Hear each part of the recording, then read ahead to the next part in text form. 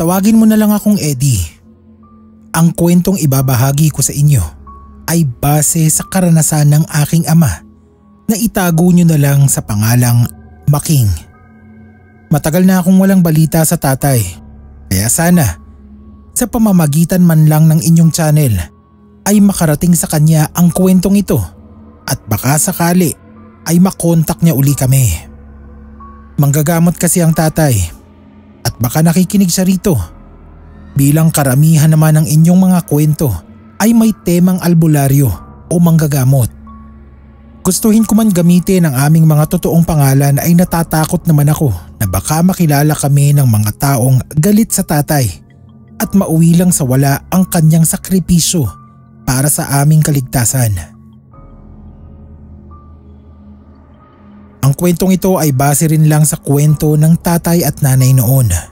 Isasalaysay ko sa paraan na parang ang tatay rin ang nagkikwento at nagsasalita para mas madaling maunawaan at basahin.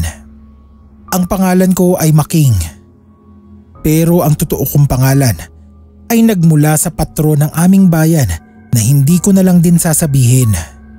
Bata pa lamang ako nang may manggagamot ang nagsabi na darating ang araw na ako ay magiging magbabalis. Sisimulan ko ang kwento kung paano ako nagsimula bilang isang mediko o mas kilala bilang albularyo noong ako ay bata pa lamang. Grade 2 pa lamang ako nang makaranas ako ng kakaibang pananakit ng ulo tuwing umaga. Nagsisimula ito pagpatak ng alas 9 ng umaga at saktong ako ay nasa kalagitnaan ng klase sa eskwelahan. Masakit na masakit ang ulo ko noon at ako ay umiiyak na sa aming guro sa nihin nito. Ang gagawin ng aming guro ay dadalhin ako sa kalapit na ospital kung saan libre ang aking pagpapagamot dahil ang aking ama ay kasapi ng kooperatiba na nagpapatakbo sa ospital na yon. Pagkatapos akong painumin ng gamot ay ipapahatid na ako sa aming bahay. Karga ako ng isang mauutusang tauhan ng ospital dahil talagang hindi ko kayang tumayo o lumakad man lang dahil sa sakit ng ulo ko. Pagka-uwi sa bahay ay matutulog lamang ako at kapag nagising ako sa tanghali ay parang walang nangyari. Wari ba'y nagdahilan lamang ako dahil wala nang bakas ng sakit sa aking katawan. Papasok uli ako sa eskwelahan kinahapunan at magiging maayos na ang pakiramdam ko hanggang sa susunod na araw. At kinabukasan nga ay makakapasok akong muli. Pero pagdating na naman ng alas 9 ng umaga ay iiyak na naman ako dahil sa labis na sakit ng ulo. Ganoon na naman ang mangyayari. Dadalhin ako sa ospital pagkatapos ay pauuwiin. Tumagal ng 1 linggo ang ganoon kong karanasan. Kaya naman pagsapit ng Sabado ay nagpasya na ang aking ama na ako ay patignan sa mediko. Hindi kasi ako gumagaling sa gamot na bigay ng doktor at pagdadala sa ospital. Ang kilalang mediko sa lugar namin noon ay si Kaompong. Sa kanya ako dinala ng tatay at ako ay kanyang minasahe sa ulo habang bumubulong sa aking tuktok at umiihip. Ang sabi ni Kaompong ay may nakabalis sa akin. Balis o nangangahulugan na usog. May nakausog sa akin dahil sa aking mahaba at kulot na buhok. Lagpas balikat kasi ang aking buhok noon at hindi pa naman uso ang paninita sa mga lalaki noon pagdating sa mahahabang buhok.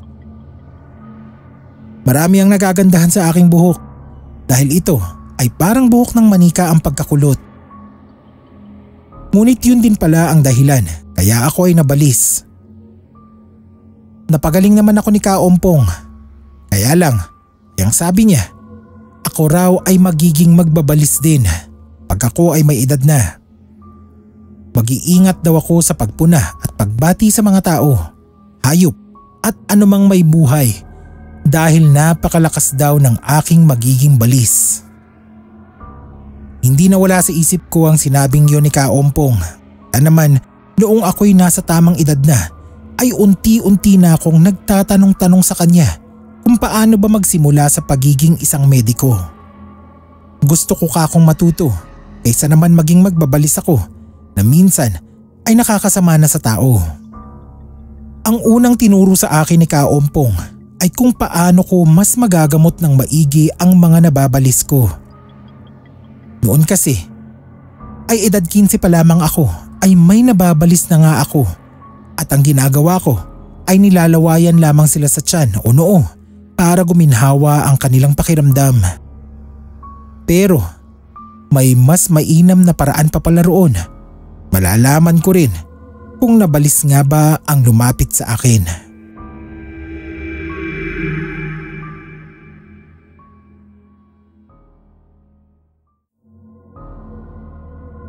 Ang turo ni Kaompong, imbis na lawayan ko lang ang hinihinalang na balis, ay ngumuya ako ng kapirasong luya. Kapag daw sumobra sa anghang ang luya, tipong hindi ko kinakaya, ay kumpirmadong ito ay nabalis. Ang inuyang luya raw ang gagamitin ko para imasahe sa ulo, likod, tiyan, mga kamay at talampakan ng nabalis. Maaari daw makuha sa modernong gamot ang nararamdamang hilo o sakit ng tiyan ng hinihinalang nabalis. Pero pinakamainam daw sa lahat ay tapalan ito ng dahon ng atis sa noo o kaya ay painumin ng pinaglagaan ng dahon ng bayabas para kumalma ang pakiramdam.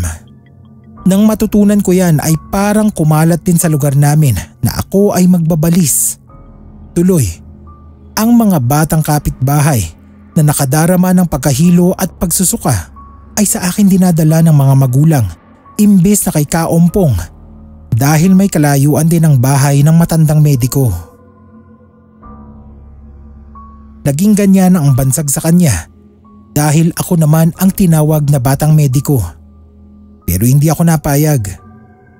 Kako ay wala sa dulo ng buhok ng Kaompong ang kaalaman ko kaya hindi pa ako maaaring tawaging mediko. Isa pa ay pagbabalis lang naman ang alam kong gawin. Minsan naman, kapag nabalis ako ay sumasama ang pakiramdam ko kaya ako mismo ang nagbabalis sa aking sarili. Kinonsulta ko yun kay Kaompong, siya ay natawa. Nakalimutan daw niyang ipaalala sa akin na kapag daw ako ay magbabalis, ay pakiramdaman ko muna ang aking sarili. Kapag daw masama ang aking pakiramdam, ay tanggihan ko ang pagbabalis o kaya ay sa kanya ko papuntahin ang pasyente. Talaga raw tatalunin ng balis ng iba ang aking masamang pakiramdam. Sa akin ililipat ang kanilang sakit. Dahil doon, ay minadali ng Kaompong ang pagtuturo sa akin ng iba pang ritual, dasal, orasyon at pangontra na aking maaaring magamit bilang isang mediko. Hindi ko naman na alam na naghahanda na pala ang Kaompong na ipasa sa akin ang mga kaalaman niya dahil siya mismo ay mahina na. Noon naman ay hindi pa matandang-matanda ang Kaompong. Hustong nasa 60 anyos lamang siya. Pero sabi niya ay marami na siyang nakalaban na mambabarang at mangkukulam na ginagamitan niya ng maraming kaalaman at lakas na para bang humigop sa kanyang kabataan at kalakasan. Kaya kahit na masasabing sa panahong yun ay bata pa ang Kaompong, ay nanghihina na rin pala. 23 anyos ako nang mamatay ang Kaompong. Sabi ng kanyang anak ay hindi na nagising sa pagkakatulog. Nalungkot ako syempre, maestro ko yun eh. Para ko na rin ngang ama. Kaya lang, ay hanggang doon na lamang talaga ang kanyang buhay. Kaya kailangang tanggapin. Iniwan naman niya sa akin ang isang notebook na naglalaman ng mga ritual at orasyon. Hindi niya na ituro sa akin. Nakasulat doon ang mga pamamaraan kung paano ko iyon isasagawa. Kaya naman kahit wala ang aking maestro, ay natutunan ko rin. Isa na nga ako sa tinuring na mediko sa lugar namin. Ang ilang anting-anting na iniwan sa akin ng Kaompong ay regular ko ring pinapakain ng dasal para magamit ko. Ilan doon ang hindi ko na napagana pa kahit kinakargahan ko. Para bang ayaw sa akin kaya hindi ko na rin pinilit. Sa kabila ng ilang pagkakamali at kawalan ng gamit ay nakakatulong pa rin naman ako sa mga nangangailangan lalo na yung mga nagpapagamot laban sa kulam at barang. Marami-rami na rin akong napagaling na pinarusahan, pero mayroon din naman na hindi ko kinaya na kailangang ipasa sa iba ang panggagamot. Para din nga kaming doktor. Minsan ang kailangan humingi ng second opinion kapag hindi naibigan ang resulta sa unang doktor na nilapitan. Sa kabila ng pagiging abala ko sa pagiging mediko at pagtatrabaho sa bukid, ay nakilala ko naman ang napangasawa kong atin na lamang tawagin na Diling. Itong si Diling ay pinahihinto ako sa pagiging mediko. Kung ako raw ay kanyang sasagutin. Gusto raw niya ay matutukan ko ang aming pamilya, imbis na ako ay mayat-mayang pinupuntahan ng mga tao para magpagamot. Pinaliwanag ko naman sa kanya na hindi naman ako araw-araw na nanggagamot. Tuwing may nagpapagamot lang naman na kung minsan ay iilang beses lamang sa isang buwan. Pero ayaw niyang sadya. Tuloy ay inabot din ng 6 na taon ang panliligaw ko sa kanya. Sinagot lamang niya ako nang manumpa ako sa kanya na hindi na nga manggagamot.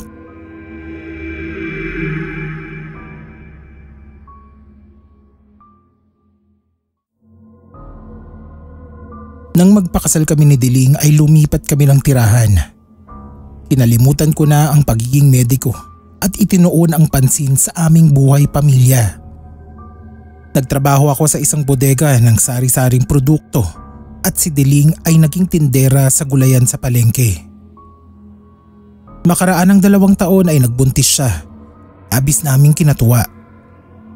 Bilang dating mediko, ay ginawa ko ang lahat ng nalalaman ko para maprotektahan ang aming magiging anak, lalo na sa mga aswang at balis na rin. Ginawan ko ng pangontra si Diling, luna, at nagtatrabaho pa rin siya sa palengke kahit may kalakihan na ang kanyang tiyan. 6 na buwan na ang tiyan niya nang mamalaya namin isang gabi na mayroon kaming hindi inaasahang bisita.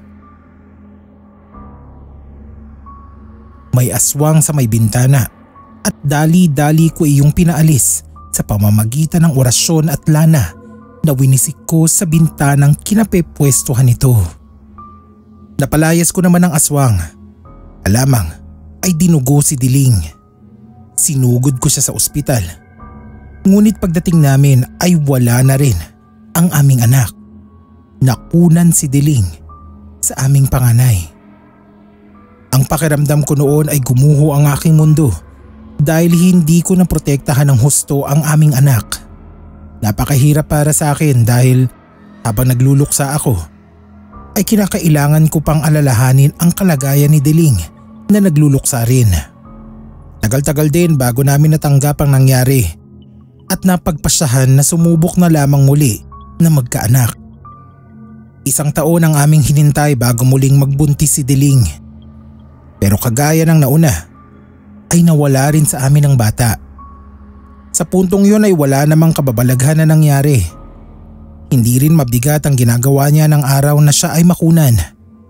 Kaya ako ay nagtaka na kung sadya nga bang nakatadhana lamang na mawala ang bata o may hiwaga ng bumabalot sa aming buhay.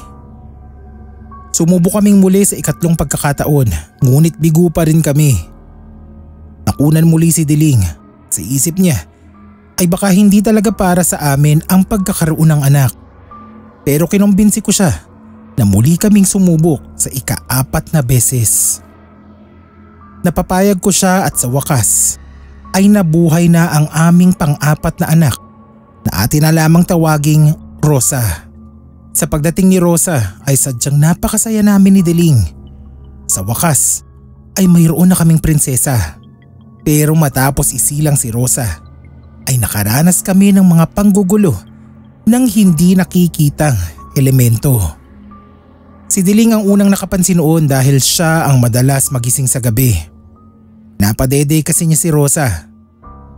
Sabi niya, kapag daw nagigising si Rosa at umiiyak, ay nagigising din siya para nga patahanin at padedehin ang bata.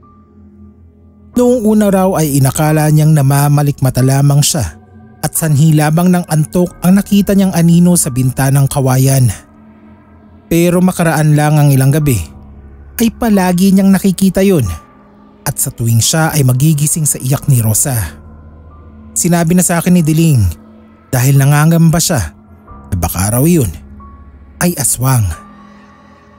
Naalarma din ako dahil hindi ko na malayan ang hinihinalang aswang ni Diling.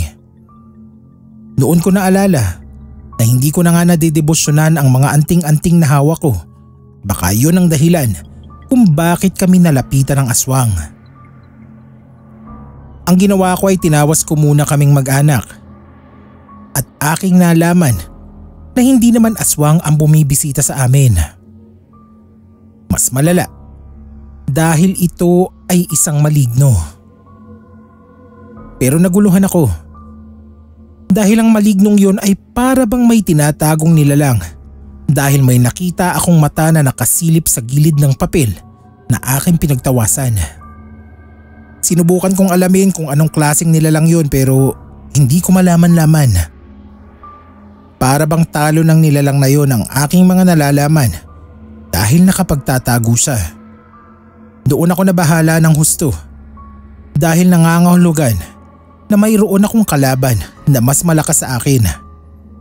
Kaya ang ginawa ko ay sinabi ko kay Diling na kakailanganin ko muling debosyonan ang aking mga anting-anting.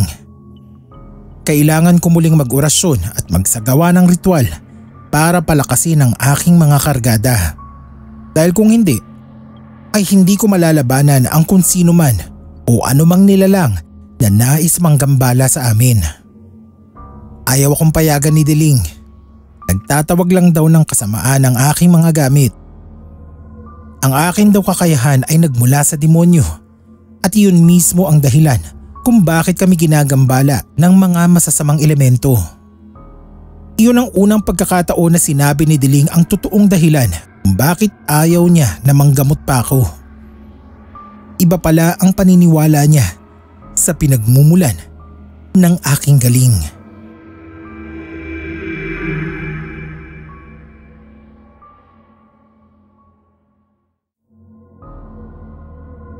Ang sabi pa ni Diling, ako raw ang may kagagawan kung bakit namatay ang aming panganay na anak. Kung ano-ano raw kasi ang pinaggagawa kong ritual noon at mga orasyon na binubulong sa kanya. Nagtawag lang daw ng aswang ang mga ginawa kong yun, kaya siya dinugo noon. Maging ang ikalawa at ikatlo naming anak na namatay ay sa akin din niya isinisi sa mga ritual at pangontra na ginawa ko. Demonyo raw kasi ang may bigay ng kakayahan ko kaya ang aming mga anak ay kinuha noon bilang alay. Kaway kami. Aniya, kaya nabuhay si Rosa ay dahil hindi niya ginamit ang mga pangontra na binigay ko. Tanging dasal lamang daw ang kanyang sinandalan ng mga panahong ipinagbubuntis niya si Rosa. Aming ikaapat na anak ay biyaya raw ng Diyos at ang tatlong nauna ay walang awa ko raw inialay sa demonyo. Napakasakit para sa akin na marinig ang mga salitang yun mula sa taong inakala kong tanggap ang buo kong pagkatao. Pero sa paniniwala pala niya ay sa kaliwa ako nakaanib. Sinubukan ko magpaliwanag kay Diling ngunit siya ay bingi sa aking mga salita. Wala pang isang buwang gulang ang aming anak ay gusto na niya akong hiwalayan. Nakausap lang siya ng mga nakatatanda sa amin at napayapa ang kalooban. Pero galit pa rin siya sa akin. Ang sabi niya, oras na makita niya akong nagre-ritual na naman, ay talagang ako'y lalayasan na niya. Nagtiis kami sa pagpaparamdam at pagpapakita ng itim na maligno, lalo na kay Rosa. Naging sakitin si Rosa dahil sa maligno na yun. Iyak kasi ng iyak ang bata kapag ito ay nasa paligid. Matigas ang kalooban ni Diling. Kahit alam niyang kaya kong kontrahin ang kalaban kung ako ay makapagkakarga, ay ayaw niyang pumayag. Dasal lamang daw ang aming kailangan at pananalig. Hindi naman sa hindi ako naniniwalang sapat ang pagdarasal at pananampalataya. Kaya lang, ay hindi nga ba't nasa Diyos ang awa at nasa tao ang gawa? Puro lang kami hingi ng awa at walang ginagawa. Dumating sa punto na pati kami ni Diling ay nagagawa ng pasakitan ng maligno. Nagigising ako sa 10 oras ng gabi dahil biglang sumasakit ang aking tiyan o likod. Nadudumi ako at ang aking dumi ay may kasama ng dugo. Si Diling. Sa halip na makasimpatya ay lalo pa akong kagagalitan at sasabihing nadadamay silang mag-ina sa mga ginawa ko noon at siya ay nagsisisi na ako ay kanyang pinakasalan. Marami na ang nakakapansin noon. Kami ni Diling ay nangangayayat. Si Rosa ay hindi nawawala ng sakit at namamayat din. Kaya nakiusap na ako kay Diling. Kako, ay hayaan niyang labanan ko ang malignong namemerwisyo sa amin. Alang-alang kay Rosa. Papayag na ako na iwan nila akong mag-ina kung ang kapalit noon ay malabanan ko ang nagpapahirap sa amin. Iyak nang iyak noon si Diling. Iyak na may kasamang galit sa akin. Pero pumayag din siya. Sa sandaling pagkakasundo namin noon ay nagsiping kaming muli na si Eddie naman ang naging bunga. Pero nang panahon na yon ay hindi pa rin namin alam na magbubunga ang aming pagsisiping. Pagkatapos kasi ng gabing yun ay bumalik na ako sa pagdedebosyon sa aking mga anting-anting. Lumapit ako sa mga kakilalang antingero para ako ay matulungan. At doon ko naranasan ang iba yung hirap na para bang nagsisimula akong muli buhat sa wala. Doon ko rin napatunayan na ang nagtatago pala sa likod ng maligno ay isang tao rin. Isang taong pinarurusahan kaming mag-anak. Isang mangkukulam. Nalaman ko sa tulong na rin ng mga kaibigan na may mangkukulam pala na mayroong galit sa akin. Isa raw ito sa mga tinalo ko noong ako ay aktibo pang mediko. Ang sumpa raw sa akin ng mangkukulam ay hindi ako magkakaroon ng payapang pamilya dahil parating maghihirap ang aking asawa at mga anak hanggat ako ay nasa malapit sa kanila. Ang gustong mangyari ng namamarusa sa akin ay magkawatak-watak ang aking pamilya. Siyempre ay hindi ako papayag kaya naman ako ay gaganti. Gumawa ako ng paraan upang kami mismo ng mangkukulam na yon ang magharap at magtagisan ng lakas. Pero bago yun, ay ginawan ko muna ng sapat na poder sina Diling at Rosa. Isang malakas na poder at aktibong kabal na hinding-hindi makakalas kahit ako ay abala sa pakikipagtunggalian sa mangkukulam. Lahat ng yan ay sinabi ko kay Diling. Nagtalo na naman kami dahil aniya ay ayaw niyang gumamit ng mga bagay na nagmula sa kasamaan. Sa pilitan kong binigay sa kanya ang anting-anting na ako mismo ang gumawa at pinaunawa sa kanya na hinding-hindi ko sila ipapahamak. Na ang gumawa ng masama sa aming pamilya ay isang mangkukulam na siya kong haharapin para mapayapa na kami.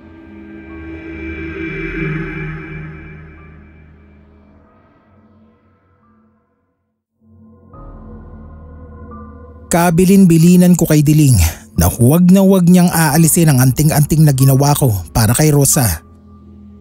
Pagkatapos ay pinauwi ko na silang mag-ina sa bahay ng kanyang mga magulang. Noon ay 9 na buwang gulang pa lamang si Rosa. Sa pag-iisa ko sa aming bahay ay tsaka ko isinagawa ang mga ritual para hamunin ang mangkukulam na pumeste sa aking pamilya. Mas maitututok ko ang aking atensyon sa panggagamot at pagriritual kung mag-isa ako. Kaya sinigurado kong mas malakas ang aking konsentrasyon. Sa mga unang araw ng aking pag-iisa sa bahay ay inaral kong muli ang mga ritual at orasyon na aking gagamitin. Tinipon ko ang mga yun at isinulat sa isang notebook. Kumbaga, ito ang aking gagamiting estratehiya sakaling umiral ang kombate espiritual namin ng mangkukulam. Yun ay kung kakasa siya sa aking hamon. Ang mga orasyon na aking tinipon ay yaong mga malalakas na sa aking palagay ay magagamit ko sa oras ng aming tunggalian. Naghintay ako sa araw ng Biyernes upang mapakain na ang aking mga anting-anting na alam kong mahina na rin naman dahil sa tagal na hindi ko na debosyonan. Nagtiwala na lamang ako sa tulong ng aking mga kaibigang antingero nang ang mga ito ay kanila ring binuhay. Sa kabila ng mga paghahanda ay nadarama kong natutunugan na rin ang mangkukulam na ako ay gaganti na sa kanya. Makailang beses akong pinasukan ito ng dugo sa kalagitnaan ng aking mga orasyon at ritual. Tila ba kinukontra ako nito at pinipigilan ang lubusang paglakas ng aking mga kargada. Pero syempre pa ay hindi ako nagpapatalo. Ang mga sugat na kanyang binabato sa akin ang aking ginagamit upang magkaroon kami ng koneksyon. Sinadya kong kamutin at palalain ang mga sugat na pinalipad sa akin ng mangkukulam at sa tulong ng mga iyon ay napapasakitan ko rin siya. Isa akong mediko kaya alam ko kung paano gumamit ng mga herbal para saktan ang namamarusa. Kahit na nasasaktan din naman ako ay alam ko namang doble ng aking sakit ang nararanasan ng mangkukulam. Nang mga panahon na yan ay humingi rin naman ako ng tulong sa aking mga kaibigang mediko at antingero. Sila ang tumulong sa akin na makilala at ibalik ang parusa sa mangkukulam. Naging mahirap ang pakikipagtunggalian namin sa kanya dahil hindi pala basta-basta ang mangkukulam na yun. Nagapi ko siya noon dahil mahina pa ang kanyang kaalaman ng mga panahong yun. Ngunit sa paglipas pala ng mga taon ay nagsanay ito at nagpalakas para lamang ako ay magantihan. Ang sakit at hirap na nararanasan ng mga pasyente ko noon kapag ako ay nagpapalayas ng kulam, barang o sanib ay nararanasan ko rin. Pero tiniis ko para lamang maramdaman din ng mangkukulam ang aking hirap.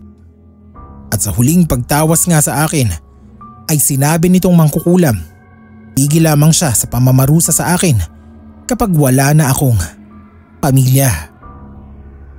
Doon ako lalong nagsikap na maibalik ang dati kong lakas at kakayanan para siya ay matalo. Nang masigurado ko sa aking sarili na handa na akong lumaban, ay minabuti kong ako na lamang mag-isa ang humarap sa mangkukulam. Kako sa mga kakilala kong antingero ay silipin na lamang nila ako.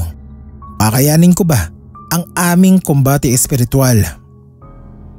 Bago ang aming paghaharap ng mangkukulam ay nagpadala muna siya ng maligno na manggugulo sa amin at sa palagay ko ay siya ding pinadadala niya noon sa amin para gambalain sina Diling at Rosa.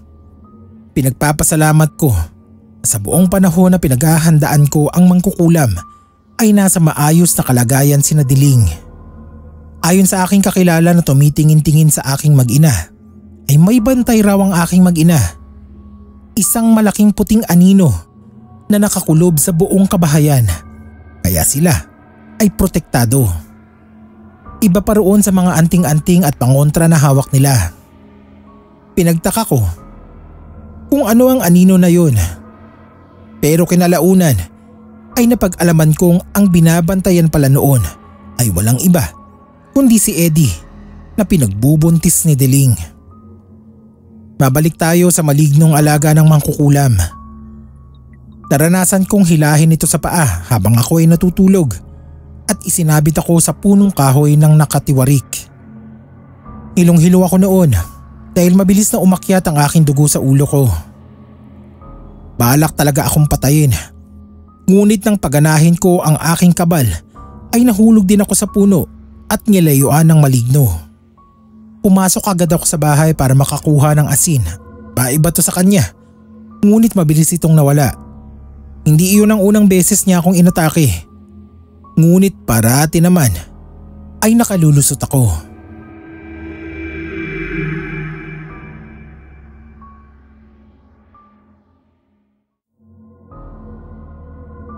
Malaki ang naging papel ng malignong yun sa tunggalian namin ng kanyang amo.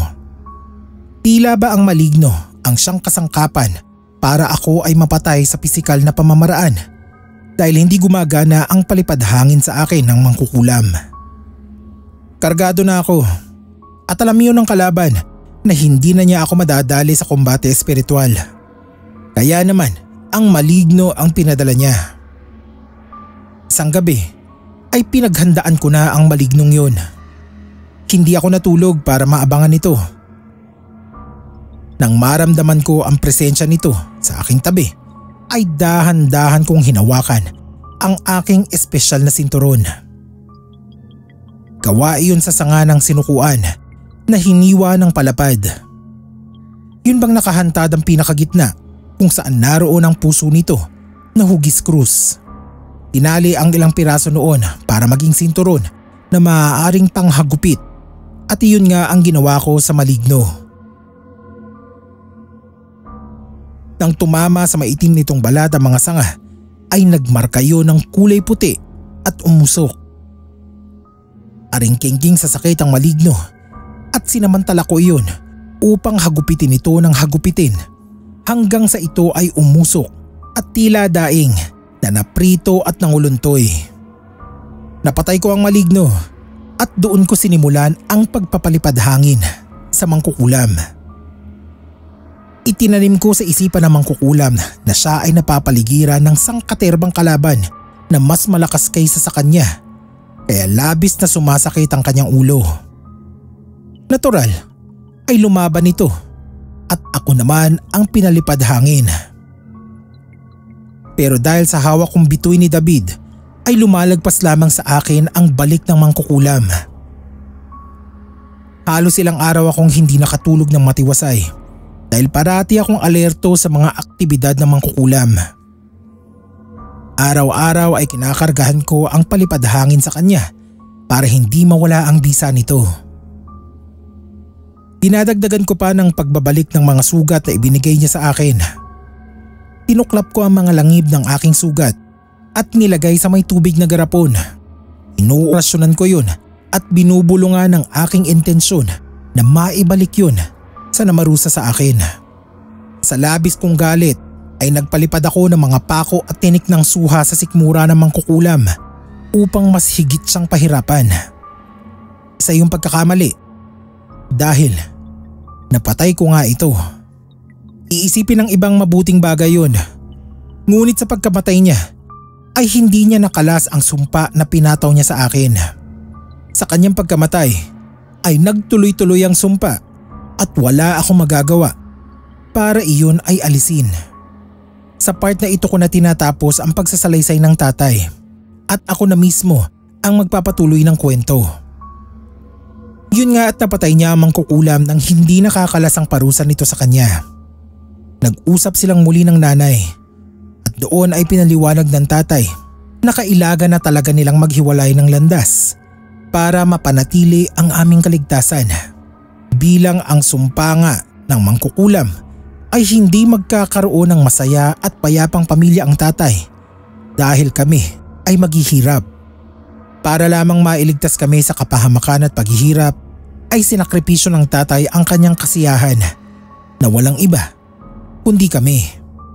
Ang nanay kasi ng mga panahong yun ay umamin daw talaga na wala nang nadaramang pagmamahal sa tatay dahil naniniwala siyang sa timonyo galing ang kaalaman ng tatay. Dahil din sa paniniwalang yun ng nanay ay hindi niya ako hinayaan na makipag-ugnayan sa sinasabing bantay ko raw. Ni hindi nga niya ito ipinaalam sa akin. Nalaman ko lamang noong ako ay nagbibinata na at nakakausap ko na ang tatay. Gusto ko sanang patulong sa tatay na makausap ang bantay ko na siya rin namang nagliligtas sa amin noong nakikipaglaban pa ang tatay sa mangkukulam. Kaya lang, ay yun nga, at kontrapelo ang nanay. Nakakalapit-lapit pa ang tatay sa amin noon. Dako, na pinupuntahan pa niya kami ng Ate Rosa sa school noong grade 5 kami. Nahinto lang ang pagbisita niya sa amin nung mag-asawang muli ang nanay. May 3 kaming kapatid ng Ate Rosa sa ikalawang asawa ng nanay. Maayos naman ang samahan namin. Ang huling balita ko sa tatay ay nasa isla siya ng Pulilio at doon ang gagamot. Nagkausap pa kami at nagkita noong 2022 nang bisitahin namin siya ng Ate Rosa sa Lucena. Binigyan siya ng ate ng cellphone para makapag-video call naman siya. At ang huli namin pag-uusap ay noong bagong taon pa. Hindi na namin nakontak ang tatay pagkalipas noon at walang makapagturo sa amin kung nasaan siya sa Pulilio Island dahil wala raw nakakakilala sa kanya roon. Sana naman kung nasaan man ang tatay ngayon ay nasa maayos siyang kalagayan. Nakakaawa na siya dahil malayo sa amin ay tumatanda pang mag-isa dahil hindi na nag-asawa pa. Mahal na mahal niya kami kaya niya kaming nagawang iwan.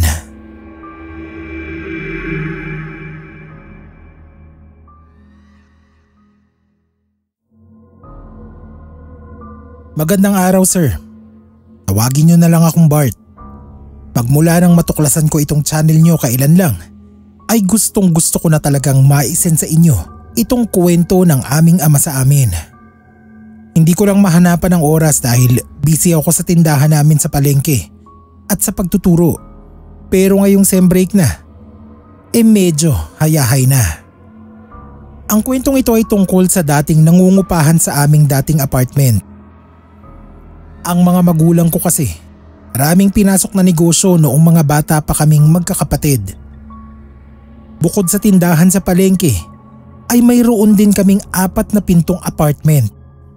Maayos naman ang takbo ng apartment. Sa pagkakatanda ko noon ay wala kaming tenant na mahirap singilin. Meron minsan na late sa pagbabayad pero hindi naman nagtatagal. Grade 5 ako nang may tumira sa isa naming unit na tawagin na lang natin na Binoy. Sa edad kong 10 noon at ng kapatid kong bunso na 7 ay medyo curious kami kay Binoy. Kakaiba kasi ang mukha niya. Parang nalusaw ang kaliwang parte ng kanyang pisngi hanggang leeg. Ang kaliwa nga niyang mata ay bahagyang nakapikit. Para siyang nakasuot ng fisherman's hat at nakamahabang manggas, mahabang pantalon na malambot ang tela. Ang sabi ni Papa, nasunog daw ang kalahati ng katawan ni Binoy. Sa kwento raw ni Binoy, ay nasunog ang bahay ng mga ito noong bata pa siya na siyang dahilan ng kamatayan ng ama nito at pagkasunog naman ng katawan nito. Ganoon din ang mga binti ng isa nitong kapatid. Nakaligtas daw ang ina nito at iba pang nakababatang kapatid dahil ang mga iyon ang naunang ilabas ng kanilang padre de pamilya. Pero nang sila na ng kapatid niyang nasunog ang binti ang ililigtas nito, ay tsaka naubusan ng hininga ang kanilang ama dahil sa usok na nalanghap. Isang mekaniko raw si Binoy na sumasideline bilang albularyo. Hindi naman daw ito sikat na albularyo, may pilahan. At simple lang din ang mga napapagaling niya. Sabi pa noon ni Papa, gusto niya si Binoy dahil hindi ito mayabang kagaya ng ibang albularyo. Hindi naman siya nagtagal sa pangungupahan sa amin. Umigit kumulang yatang 1 taon lang. Mga ganyan. Pero hindi siya naka 2 years sigurado. Sa pagkakaalam namin noon kaya siya umalis ay dahil na guilty dahil may isang pamilya siya na nabigo. Nalungkot daw siya kaya aalis at mamumundok. Paghuhusayan pa raw niya ang kaalaman sa panggagamot. Yun ang sinabi ni na Papa noon. Yun din ang dahilan ng mga magulang namin nang ibenta nila ang buong apartment at mag-focus na lang sa pagtitinda sa palengke. Hinayang na hinayang noon ng mga kamag-anak namin at kakilala.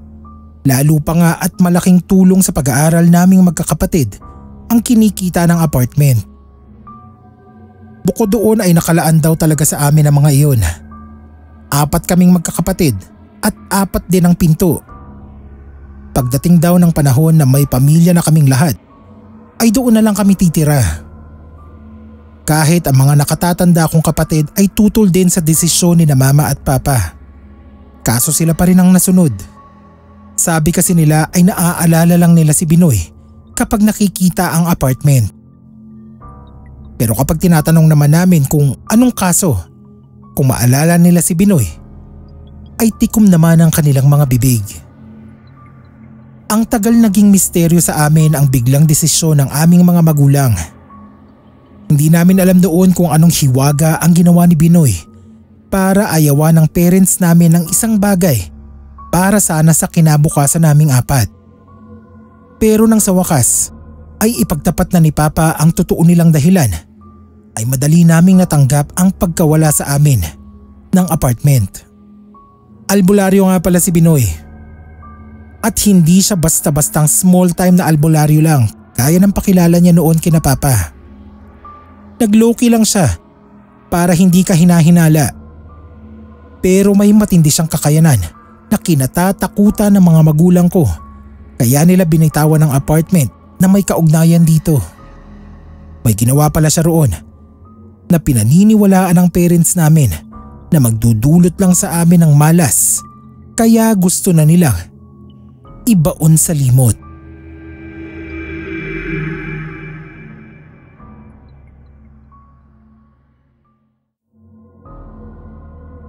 Pandemic noon. Nagkaroon kami ng maliit na food delivery business dahil halos hindi na nabubuksan ang pwesto namin sa palengke. Bilang mga business-minded nga ang mga magulang namin, ay nakaisip silang magtinda ng merienda at ulam tapos ipopost online at i-deliver sa mga U-order. Isang araw yon na abala sa pagluluto ng pagkarami-raming order ng creamy tofu si Papa. Tahimik kaming lahat at tumutulong. May nagpapak, may nagtitimpla ng milk tea, frap, may nagsasangag ng kanin at nagluluto ng tapa. May naghahanda ng sandwiches at kung ano-ano pa. Nang matapos ang lahat ay si Mama ang nag-volunteer na mag-deliver ng lahat dahil wala siyang tiwala sa aming magkakapatid. Baka raw matapon pa ang mga order, kamali-mali. So naiwan kaming apat at si Papa. Habang nagpapahinga, ay bigla siyang nagsalita. "Tandaan niyo pa ba si Binoy?" Sabi niya. "Sino makakalimot sa Russian na yun?" Sabi ng panganay kong kapatid. Russian ang palihim nilang tawag kay Binoy dahil sa peklat nito sa muka na hugis mapa raw ng Russia. Natawa ng kaunti si Papa, sabay nagsalita. "Sabihin ko sa inyo kung bakit nawala ang apartment noong umalis siya." Sabi ni Papa, may naging pasyente raw si Binoy na taga kabilang barangay. Na ikikwento ni Binoy sa kanila ang tungkol sa pasyente nitong yun kapag bumibisita sila sa apartment once a week. Tawagin na lang nating Larry, ang pasyente ni Binoy. Si Larry daw ay halos hindi na makalakad dahil sa grabing pagmamanas ng mga paa. Kaya si Binoy na lamang ang bumibisita sa bahay ng mga ito. Minsan daw ay nadatnan pa ni Binoy na nagsusuka ito ng laway lamang pero may kasamang maliliit na bato at buhangin. Sa pagtatawas daw kay Larry ay nalaman ni Binoy na ang mga nadarama nito sa katawan ay dulot ng kulam. May naagrabyado raw si Larry, siyang nagpapakulam dito. Makailang beses na raw nasabi ni Binoy kay Larry na matinding galit ang dulot ng karamdaman nito. Pero nagtataka raw itong pasyente ni Binoy. Wala naman daw kasi itong nakakaalitan o natatandaan na nagawa ng masama para may magalit dito. Sabi pa raw ni Larry ay baka naiinggit sa kanilang pamilya ang nagpakulam sa kanya. Ngunit malinaw raw na nakikita ni Binoy sa tawas ang galit ng taong nagpakulam kay Larry. Sari-sari na raw ang ginawa ni Binoy para mapagaling si Larry. Pinainom ng halamang gamot, pinausukan, binigyan ng bato na pangontra sa kulam at palipad hangin. Pero lahat ng iyon ay hindi umubra. Sabi raw noon ni Binoy kay Papa ay nahihiya lamang itong aminin kay Larry na alam niya kung ano ang atraso nito sa ibang tao. Kasi bilang manggagamot ay nakikita naman daw talaga nito kung ano ang dahilan ng kulam. Pero dahil tanggi ng tanggi si Larry ay hindi na lang daw ito nagsasalita. Ayon kay Binoy, may naunang pamilya si Larry bago ang pamilya nito sa kasalukuyan. At ang pamilyang yun daw ay iniwan nito para sa bago nitong pamilya. Hindi raw anak ni Larry ang panganay nito at ng bago nitong asawa dahil single mother na raw yun nang sila ay magkakilala. Ang tatlong nakababata lamang daw ang anak ni Larry sa kasalukuyan nitong asawa na siya pa nitong pinakasalan. Gulat na gulat daw si Papa noon kasi alam ni Binoy pati ang bagay na pinakatatago-tago ni Larry. Pero sabi raw ni Binoy ay natural lamang yun dahil sa mga orasyon niya at mga ritual na ginagawa para malaman ang dahilan ng sakit ng pasyente. Ayon pa rito ay hindi si Larry ang unang pasyente nito na kinukulam ng mga naunang asawa. Nakakalungkot lang daw na madalas talaga ay tinatanggi ng mga pasyente na may nauna itong pamilya na posible siyang may matinding galit sa kanila. Tipong hindi raw naiisip ng mga nagtaksil, sama ang kanilang ginawa at galit sa kanila ang pamilya nilang iniwan. Minsan daw ay manghang-mangha pa ang mga ito kapag binulgar ni Binoy na ang naunang pamilya ang kumukulam sa kanila. Pakiramdam daw ng mga ito ay biktima sila, gayong sila naman ang naunang gumawa ng masama. Tawang-tawa pa raw noon si Binoy kina Papa. Sabi ay kapag naman daw malala na ang lagay ni Larry ay maaalala rin nito ang unang pamilya nito. Lahat naman daw ng taong nasa bingit na ng kamatayan ay gustong humingi ng tawad sa nagawa nila ng mali.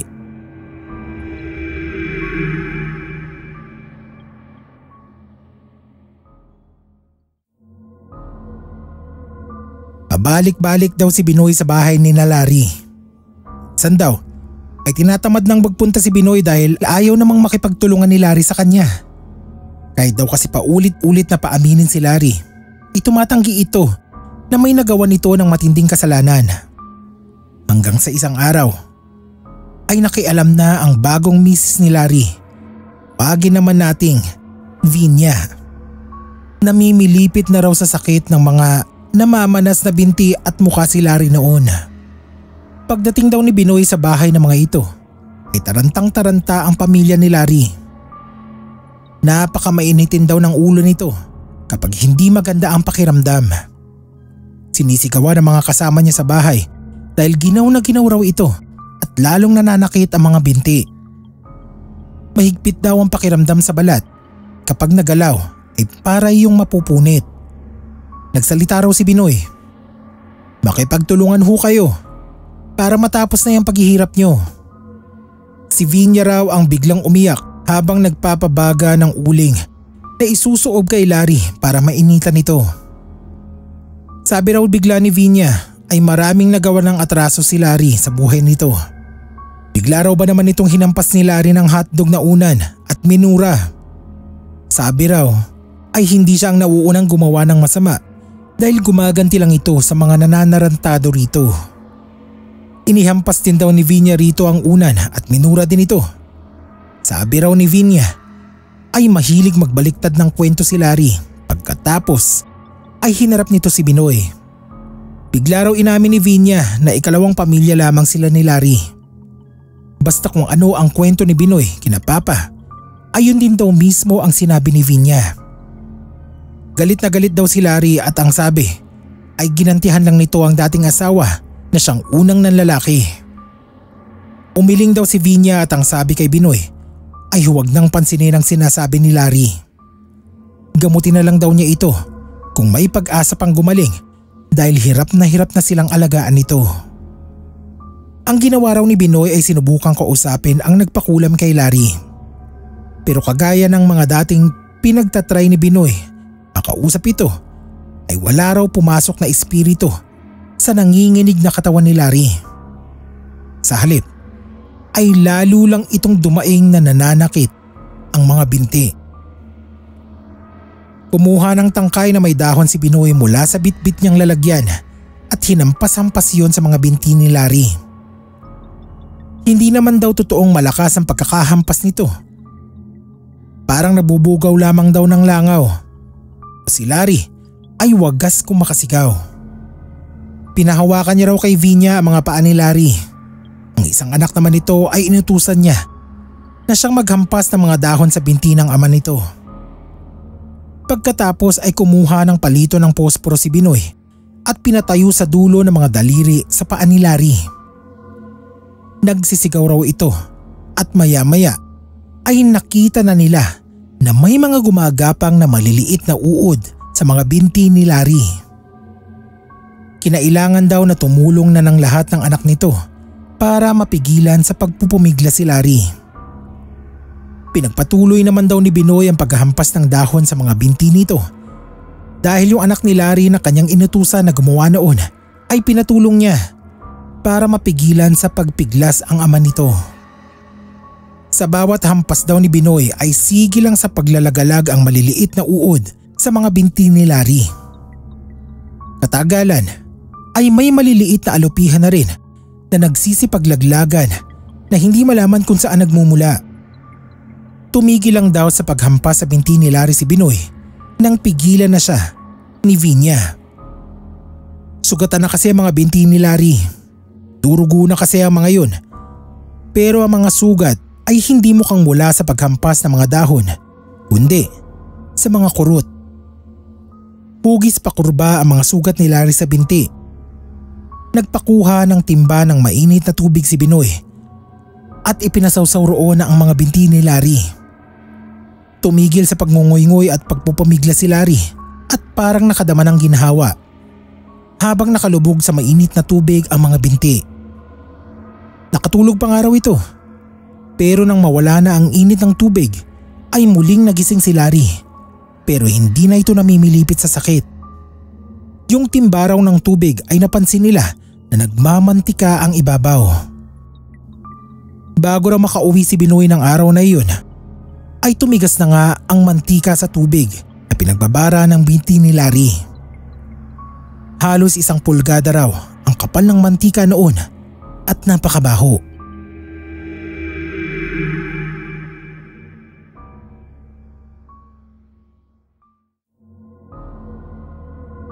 Sinabi naman daw ni Binoy sa pamilya ni Larry kung paano i-dispose ng tama ang mantikang yon. Nagdaan ang ilang araw at hindi na muling pinatawag ni Vinya si Binoy, kaya akala raw ng albularyo ay maayos na ang kalagayan ng kanyang pasyente. Hanggang sa hindi nakatiis si Binoy at kusa nang nagpunta kina Larry. Doon niya nalaman na nagpapagamot pala ito sa isang albularyo dahil hindi naman daw niya napagagaling. Pareho lang din naman daw ang tingin ng bagong albularyo na pinuntahan ni Larry sa sinabi ni Binoy. Ang kaibahan lang daw ay natukoy agad ng bagong albularyo ang dating pamilya ni Larry ang nagpapakulam dito. Specifically ay ang anak daw nitong panganay na mismong kumukulam kay Larry. Hinanap na raw nila Larry ang dati nitong pamilya pero hindi mahanap-hanap. Nagalit daw si Binoy dahil para siya pa ang sinisisi, kaya pinagtapat niya na alam naman talaga niya na pamilya nga ni Larry ang kumukulam dito. Kaya lang daw niya hindi sinabi ay dahil gusto niyang kay Larry mismo manggaling. Dahil imposible raw na hindi nito alam na malaki ang atraso rito ng sariling pamilya. Hindi na raw pinilit ni Binoy si Larry na magpatuloy na magpagamot sa kanya at hinayaan na lamang ito sa bagong albularyong pinapapunta nito sa bahay. Pero makaraan daw ang halos 1 buwan ay bumalik din naman kay Binoy sina Larry. Wala na raw kasing albularyo ang tumatanggap ng kaso nito dahil maging ang mga ito ay binabalikan ng anak ni Larry na kinagulat nilang isa palang malakas na mangkukulam. Nag-iiyak na raw si Vinya kay Binoy at nakiusap na subukan muling pagalingin ang asawa nito at kung maaari ay hanapin ang nauna nitong pamilya para makahingi sila ng tawad o kaya ay maipabalik ang pamarusa sa mga ito. Sabi ni Papa noon, parang ayaw na rin tanggapin ni Binoy ang panggagamot kay Larry dahil kinonsulta pa siya nito kung ano ang dapat na gawin. Natatakot din daw kasi ito na mabalikan ang anak ni Larry. Pero naaawa naman din dito. Sabi raw ni Papa ay kung ikapapanganib ng buhay niya ay huwag na lang din tanggapin. Tutal naman ay may kasalanan din si Larry sa una nitong pamilya. Ituring na lang daw ni Binoy na karma ni Larry ang pagpaparusa rito ng anak nitong panganay. Natawa pa raw si Binoy at inakala niya na sunod nito ang kanyang payo. Tapos sunod na namalayan niya ay papagalingin na raw si Larry sa tulong ni Binoy. Nakakalakad raw itong muli at humupa na ang pamamanas ng mga binti. Siyempre pa, namangha raw sina Mama at Papa kasi bukod doon sa albularyo na pinalit ni Larry kay Binoy ay 2 iba pang nilapitan ng mga ito. Pero kinakatalo rin daw ng panganay ni Larry kaya sumuko. Pero itong si Binoy ay parang hindi naman daw nagagalaw ng anak ni Larry. Doon nagsimulang bumilib si Papa kay Binoy at naikikwento niya ito sa ilan niyang kakilala. Kaya lang ay medyo tumagilid ang paghanga ni Papa kay Binoy nang malaman niya na si Vinya naman ang nagkasakit at ang sanhi raw ng karamdaman nito ay kulam din mula sa unang pamilya ni Larry. Parang ang nangyari daw ay nalipat kay Vinya ang kulam kay Larry. E di hindi rin nawala ang pamamarusa sa pamilya nila. Umulit na naman ang panggagamot si Binoy sa pamilya ni Larry. Sa kwento raw ni Binoy kay Papa ay nananaginip ito ng isang lalaki na punong-puno ng tinik sa katawan. Para daw itong taong putik na gumugulong sa tinik at hinahabol siya. Pinaliliparan pa siya ng mga tinik at karayom. Pinakita pa raw ni Binoy kina Mama at Papa ang isang puting panyo na may nakapaloob ng mga tinig ng isda, kahoy, karayom at perdible na wala yung pinakalock. Sinabi ni Binoy ay nakagisnan daw nito ang mga yun na nasa ilalim ng una nito pagkatapos ng panaginip na yon. Natatakot na di umano para sa kaligtasan niya si Binoy dahil katibayan na raw ang mga tinik na iyon na kinakalaban na rin siya ng anak ni Larry. Gusto na daw nitong umatras sa panggagamot pero naaawa naman sa pamilya. Kahit ang parents daw namin ay natatakot sa siniwalat na yun ni Binoy at naisip nilang paalisin na ito sa apartment. Sa isip daw kasi nila noon ay baka maghatid pa si Binoy ng malas o kaya ay sakit sa lahat ng malapit dito.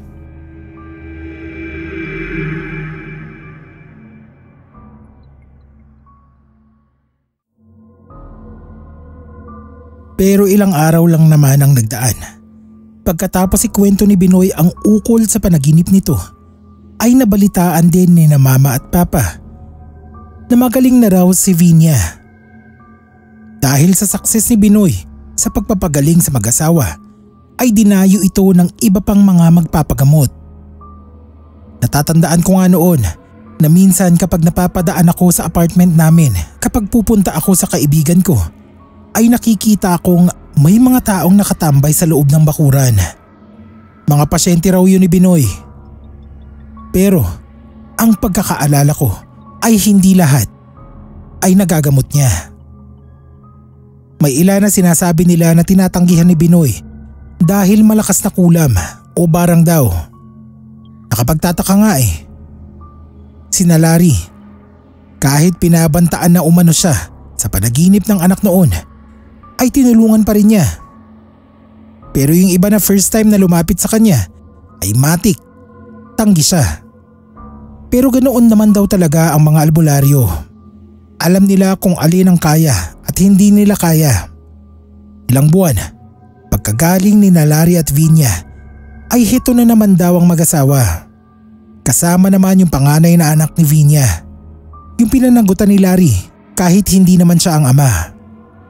Ang dinaraing naman daw nitong panganay ni Vinya, tawagin nating Gemma, ay ang malaking pigsa nito sa pisngi. Magang-magayon at inuugat na raw. Nagmula lamang daw yun sa isang karaniwang pimple na sinasabo ni Gemma para matanggal.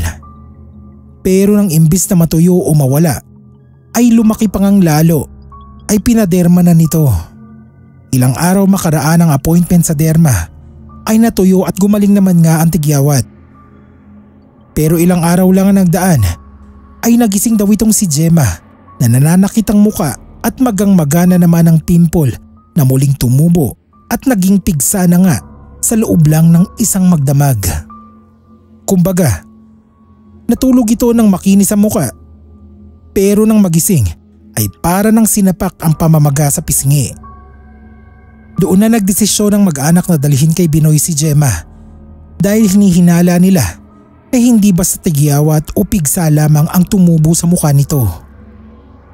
Ang masaklap nga lang daw, nang subukang gamutin ni Binoy si Gemma ay umiling lang ito. Hindi raw niya matutulungan si Gemma dahil nagbibilang na lang pala ito ng oras. Dapat daw ay noon pa ito dinala sa kanya. Siyempre nagalit si Larry kasi ganoon ang sinabi ni Binoy. Pero bilang patunay ay binigyan ni Binoy si Gemma ng ilang kandilang puti. Pinahihipan yun kay Gemma bago sindihan at pinatayo. Kaya lang, ni isa sa mga kandila ay walang napatayo si Gemma. Kahit anong gawin ay tumutumba yun. Nangangahulugan na wala ng buhay na natitira kay Gemma. Pero dahil sa pagmamakaawa ni Larry at Vinya ay sinubukan pa rin daw ni Binoy na gamutin si Gemma. Pero habang dinadasalan nito ni Binoy at tinatapalan ng dahon ng tuba-tuba ang pigsa, ay biglang sumandal si Gemma at napaihina. Umungol na lang daw ito at sa mismong unit ni Binoy, binawian ng buhay. Dinig daw hanggang sa makailang bahay sa labas ang palahaw noong mag-asawa. Nang gabi rin na yun ay araw ng kolekta ng basurang nabubulok. Si Papa ang kumukuha ng basura ng mga tenant namin para mailagay sa drum at inilalabas niya sa kanto. Dapat ay nakasegregate na yon para hindi na mahirapan pa ang mga basurero. Pagkakuha raw ni Papa sa sako ng basura ni Binoy ay may narinig siyang nagkalantungan. Tinawag daw niya si Binoy para ayusin ang basura nito dahil sa tunog daw ay parang may sinamang mga bote sa basurang nabubulok. Bago pa makalabas si Binoy ay nabuksan na ni Papa ang basura nito at kinuha ang mga garapon na kasama ng mga dahon at tangkay na ginamit yata ni Binoy sa panggagamot. Nakita ni Papa na ang mga garapon ay may larawan ng pamilya ni Larry. Sa likod ay nakasulat ang mga karamdamang tumama sa kanila. Nakababa daw iyon sa tubig na may mga kasamang pako, buhangin at mga patay na insekto. Yung garapon daw kung saan nakalagay ang picture ni Gemma ay may kasama pang maliit na karne at may ekis ng pulang ballpen ang pisngi ni Gemma. Nanginig daw ang mga kamay ni Papa pagkakita sa mga garapon. Wala siyang alam sa pangkukulam o panggagamot, pero bobo na lang daw siya kung hindi niya maiintindihan kung ano ang mayroon sa mga garapon na yon. Si Binoy naman daw ay halatang nagulat din pagkakita sa kanya na hawak ang mga iyon. Pero nagbago kaagad ang ekspresyon nito. Sinabi raw, "Huwag kang magkakamali ng salita, kuya. Kita mo naman kung ano ang kaya kong gawin."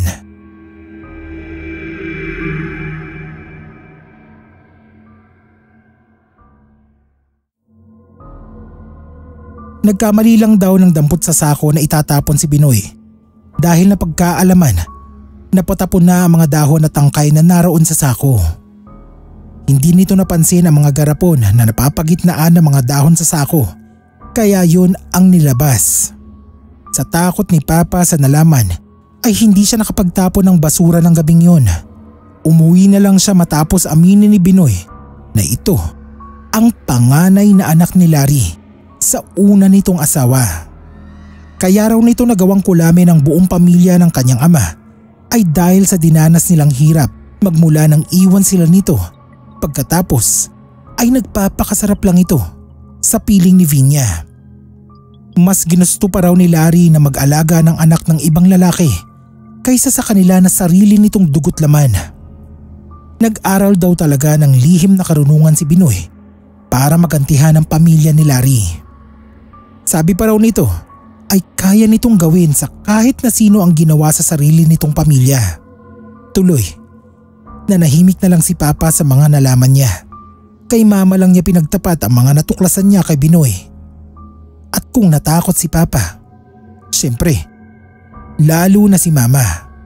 Sinabi pa nga raw ni Mama kay Papa na palayasin na si Binoy, kaso ayaw nang kausapin ni Papa yung taong yun ang mga panahong yun.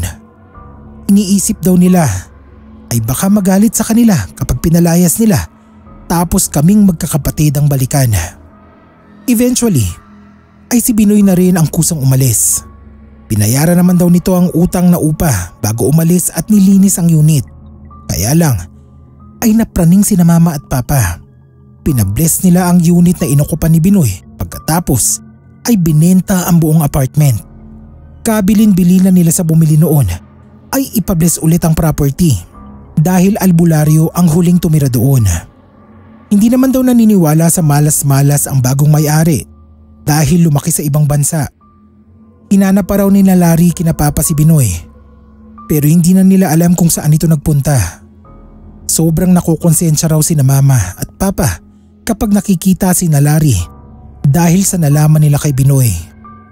Pinahirapan ito ng gusto ni Binoy at pinatay pa ang anak ni Vinya. Sabi pa ni na Papa, napakalakas daw siguro talaga ng kaalaman ni Binoy dahil hindi ito mahanap o matukoy ng mga albularyong tumulong noon kina Larry.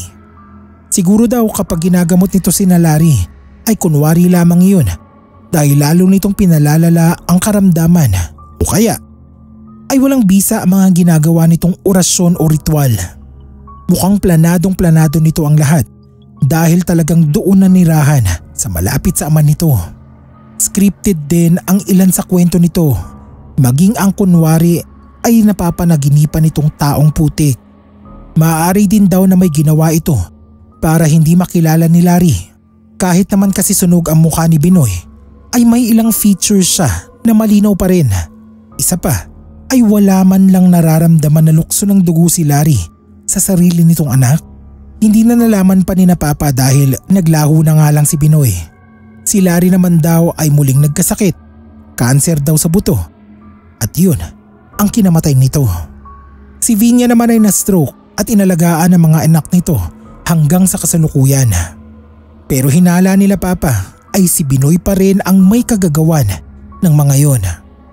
Noong araw na kinuwento ni Papa sa amin ang katotohanan sa likod ng pagbebenta nila ng apartment namin, hindi ko napigilang magtanong, bakit kung natatakot silang magkwento ng tungkol kay Binoy, ikinikwento niya yun sa amin. Nabalitaan pala ni Papa mula sa isang kamag-anak na naninirahan sa malayong probinsya na may sikat na albularyo raw sa kanila na namatay dahil sa COVID. Natawa si Papa dahil sa kwento raw ng kanyang kamag-anak ay dinarayo ang albularyo na yun at napakarami ng napagaling. Tapos ay sipon lang pala ang makakapatay. Tuloy ay nabanggit daw ni Papa na may kakilala rin siyang albularyo na nangkukulam din. Sabi pa raw ni Papa, ay nasaan na nga ba yung si Binoy? Noon na raw sinabi ng kamag-anak niya na Binoy rin ang pangalan ng albularyong tinutukoy nito. Dinidescribe pa nga raw at sinabing may peklat na bakas ng sunog sa muka at katawan. Masama man daw ang magdiwang sa kamatayan ng isang tao, ay parang nabunutan daw ng tinik sa lalamunan si Papa. Kaya hayon at ikinuwento niya sa amin ang tungkol dito. Pero kahit ganoon, ay binawalan kami ni na Mama at Papa sabihin sa pamilya ni Vinya ang buong katotohanan. Wala na rin naman daw mangyayari dahil patay na yung mag-ama at si Vinya ay na-stroke na. Pakatatandaan na lang daw namin na lahat ng masamang gawin ng tao ay babalik at babalik sa kahit na anong paraan. Mapakulam man yan o natural na karamdaman.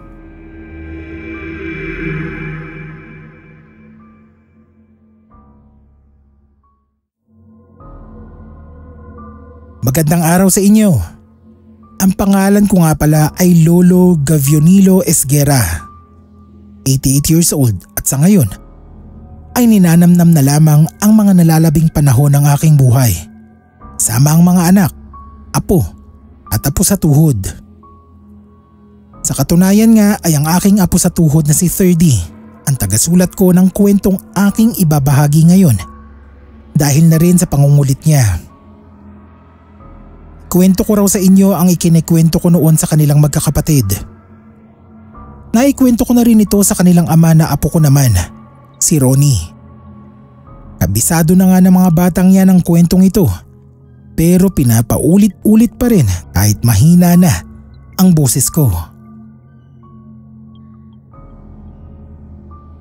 Ang kwentong tinutukoy ko ay ang kasaysayan ni Aling Carmen na isang kilalang albularya sa aming bayan noong ako'y maliit na bata pa lamang. Wala pa ako sa unang grado noon ay natatandaan kong dinadala na ako ng inay kay Aling Carmen na albularya. Sa kalikutan ko kasi noon ay madalas akong manuno, makatuwaan ng mga hindi nakikita. Sa mura kong edad noon ay hangang-hanga ako kay Aling Carmen. Napakagandang babae kasi nito. Para siyang isang diwata kung iyong makikita. Ang usap-usapan daw noon, sabi ng inay, ay anak ng engkanto si Aling Carmen. Wala raw itong kinagis ng ama at ang sabi ng nanay bising ko noon, aking lola, nagulat na lang sila nang may batang umuha sa bahay ng nanay ni Aling Carmen. Nakalimutan ko na ang pangalan ng ina ni Aling Carmen. Pasensya na kayo, kaya bigyan na lang natin siya ng pangalang Sita.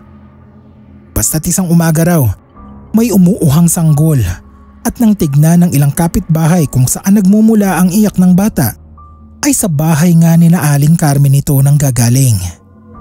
Karga na raw ito ng dalagang si Sita, ang isang pagkaganda-gandang batang babae. Wala raw nakakita sa kanyang ina na nagbuntis. Wala ring mga senyales na ito ay naglihi. Naglalaba pa nga raw sa sapa at may bitbit na malaking batsa at timba na puno ng tubig. Ilang beses pa nga raw na nadulas kaya kataka-taka na bigla itong nanganak. Walang nobyo at walang manliligaw.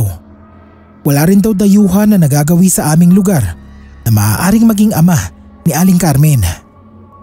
Kaya ang sa pantahan ng marami ay engkanto ang ama nito. Ang sabi naman ng mga nanay ng aking mga kalaro noon, pulot lamang sa may sapa si Aling Carmen. Hindi lamang daw ang ama nito ang engkanto, kundi maging ang ina. Isa umanong tunay na engkanto si Aling Carmen na pinaaalagaan lang kay Aling Sita na maaaring kaibigan ng mga engkanto.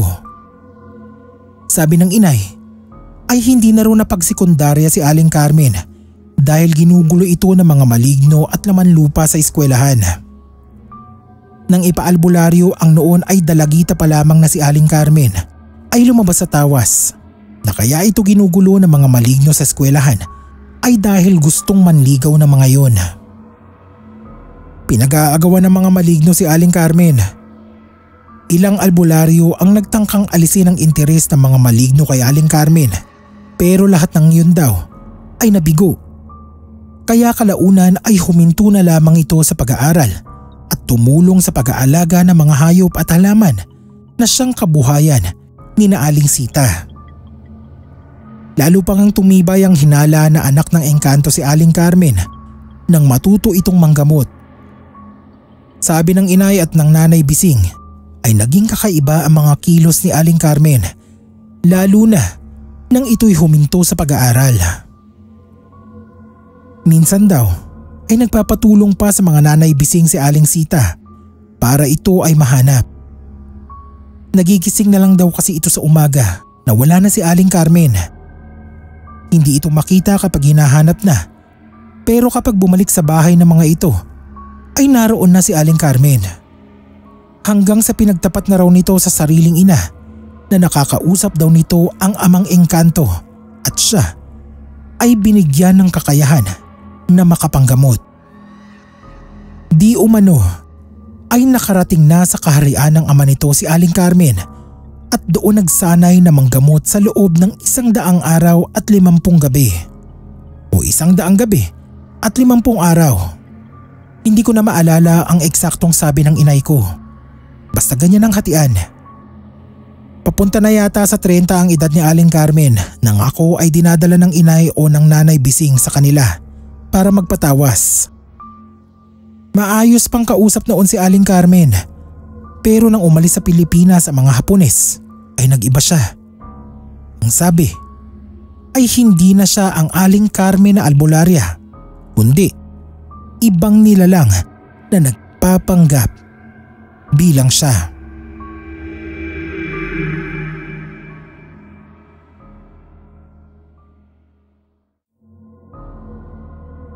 Nakalimutan ko palang banggitin na hindi nag-asawa si Aling Carmen kahit na saan tambak ang nanliligaw sa kanya. Nagkakagulo kasi kapag may manliligaw siya na napapalapit sa kanya. At hindi lang basta-basta mga manliligaw noon ni Aling Carmen. Hindi mga tao, kung hindi mga engkanto, maligno at lahat na yata ng elemento. Kagaya na lang noong sekundarya niya na ginugulo siya ng mga maligno.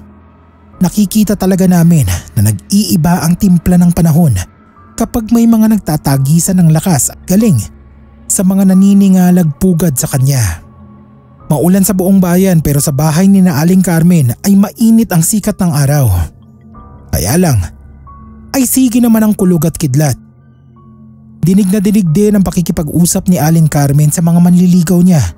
Tumigil na sa pag-aaway ang mga ito dahil nakakahiya sa kanyang mga kababaryo. Kung hindi pagbabago ng panahon ng senyales na nag-aaway niyang mga manliligaw, ay mga hayop naman na hindi mapakali. Nagtatahulan mga aso, nagtatakbuhang mga pusa, kumakakak na manok, nagsisiatungal na baka, kambing, kalabaw at kabayo. At sa tuwina ay hiyang-hiya si Aling Carmen. Kaya kalaunan ay sinabi niya na hindi na lang siya pipili sa mga manliligaw niya. Mapatao man ito o engkanto at baligno. Ni hindi nga raw siya nagnobyo, sabi ng inay. Tinuon na lang ni Aling Carmen ang atensyon niya sa panggagamot. Minsan kapag napunta kami sa kanila para magpatawas, ay sinasabi ng Aling Sita na wala si Aling Carmen. Naroon daw ito sa ama nito. Ang ibig sabihin ay nasa mundo ng mga engkanto. Doon daw nito natututunan ang mga pamamaraan nito sa panggagamot. Mismong ama raw nito ang nagtuturo. Siyempre may mga hindi naniniwala kasi mahirap naman talagang paniwalaan ang mga bagay-bagay sa pamumuhay ni Aling Carmen. Akala ba ninyo lahat ng tao noong unang panahon ay mapamahiin at mapaniwalain sa hiwaga? Hindi rin. Mayroon din silang mga pilosopo na kagaya ng kapitbahay namin na si Mang Anding. Nakapangalan pa naman din ng panganay kong kapatid. Hindi raw naniniwala si Mang Anding na nakakarating sa mundo ng mga engkanto si Aling Carmen. Kaya naman, minanmanan niya ito. Inabangan kung kailan ito aalis at kung saan nagpupunta. Sunod ng sunod itong si Mang Anding hanggang sa isang araw ay nasundan nito si Aling Carmen na nagpunta sa may sapa. Nakita raw ni Mang Anding na may kausap itong matandang lalaki na nakaupo na animoy nagdarasal sa kalikasan. Hindi raw naririnig ni Mang Anding ang usapan kaya lumapit pa ito ng kaunti. Pero may humarang daw na isang pagkaitim-itim na lalaki na nanlilisik ang mga mata at tinanong ito kung bakit sinusundan si Aling Carmen. Iglap lang at nasa pagitan na raw si Mang Anding at ng maitim na lalaki si Aling Carmen. Hinarap daw ng albularya ang lalaki at ang sabi ay mukhang naliligaw lang daw si Mang Anding kaya sumunod dito. Galit daw ang boses ng lalaki nang sumagot.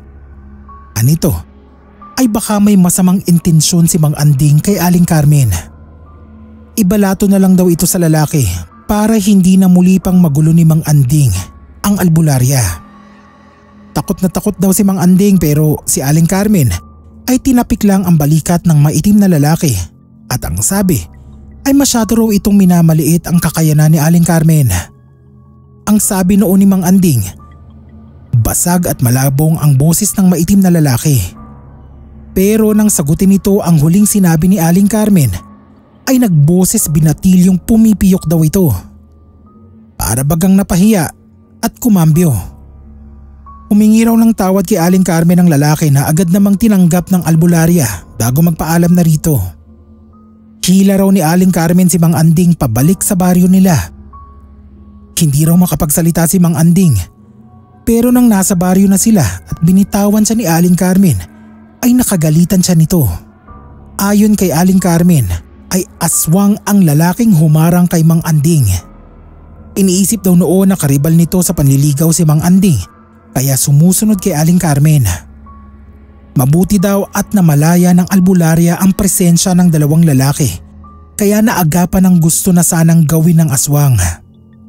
Inis na inis daw si Aling Carmen kay Mang Anding dahil naudlot ang tinuturong ritual ng ama nito na siya palang kausap sa may sapa. Humingi na lang ng pasensya si Mang Anding kay Aling Carmen bago umuwi na. Pagdating sa bahay ay nagsigawa ng asawa at mga anak ni Mang Anding pagkakita sa kanya. Nag-iyakan pa ang mga ito at tinanong siya kung saan siya nanggaling at bakit noon lamang siya umuwi. mahigit 1 linggo na palang nawawala si Mang Anding. Gayong akala niya ay ilang oras pa lamang niyang sinusundan si Aling Carmen. Doon siya naniwala na nakakarating sa mundo ng mga engkanto ang albularya.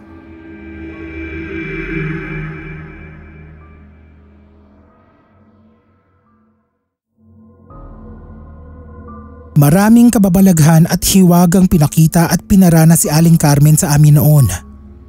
Ako mismo ay nakakita ng mga kamangha-mangha niyang kakayahan, pero ang sabi ng aking mga apo ay ang tungkol sa aswang niyang manliligaw na lang ang ikwento ko. Ang aswang na manliligaw na yon ay hindi ko alam kung ang aswang din na humarang kay Mang Anding.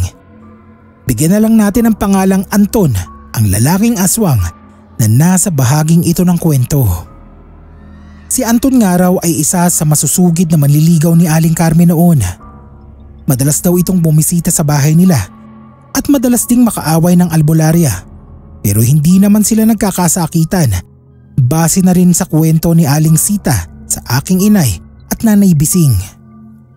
Sa palagay pangaraw ng ina ni Aling Carmen ay si Anton ang may pinakamalaking tsansa sa matamis na oo ng kanyang anak dahil ito ang bukang bibig ni Aling Carmen.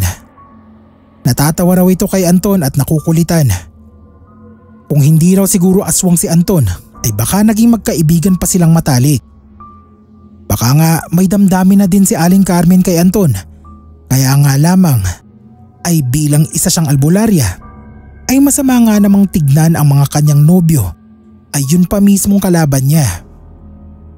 Kaya minabuti na rin lang siguro niya na huwag na lang pumili sa kanyang mga manliligaw. Sa mga kwento pa ng Aling Sita ay makulit at magulo nga raw si Anton. May pagkapilyo at mahalay rin dahil binubusuhan umano nito ang albularya, lalo na tuwing magpupunas ng katawan si Aling Carmen sa gabi. Namamalaya naman daw ito dahil sa kakaibang lansa na kumakalat sa paligid kapag nasa malapit si Anton.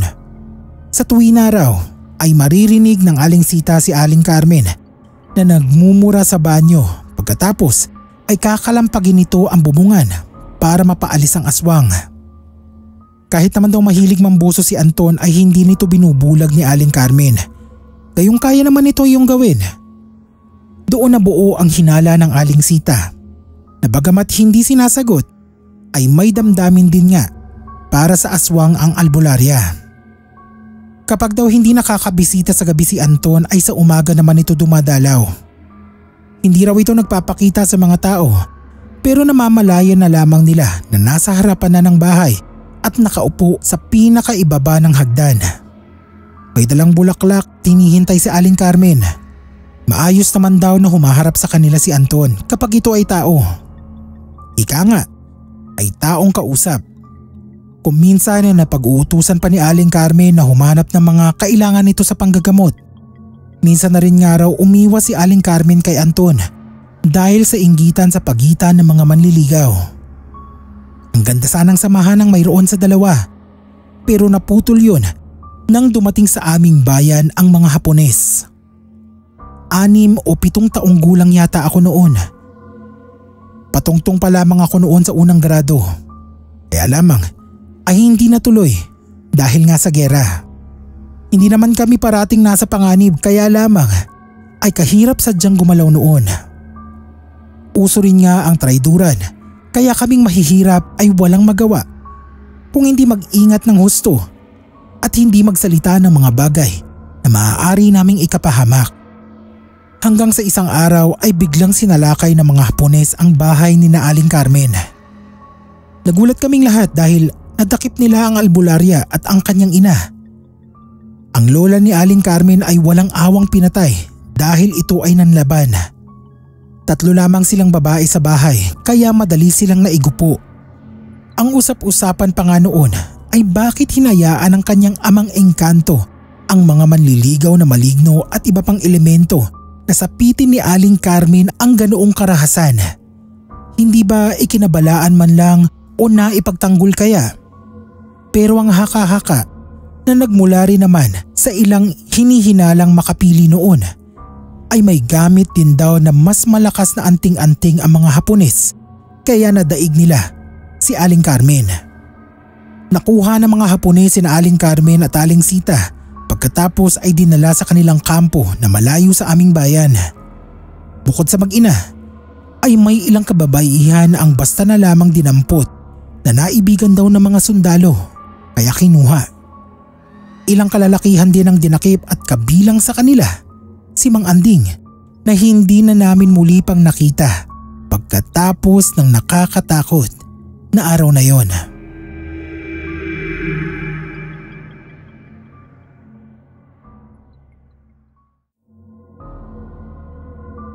Ang mga sumunod na detalye ay nanggaling sa mga kapwa babae at bihag na nakasama ni Aling Carmen sa kampo na pinagdalahan sa kanila ng mga Hapones.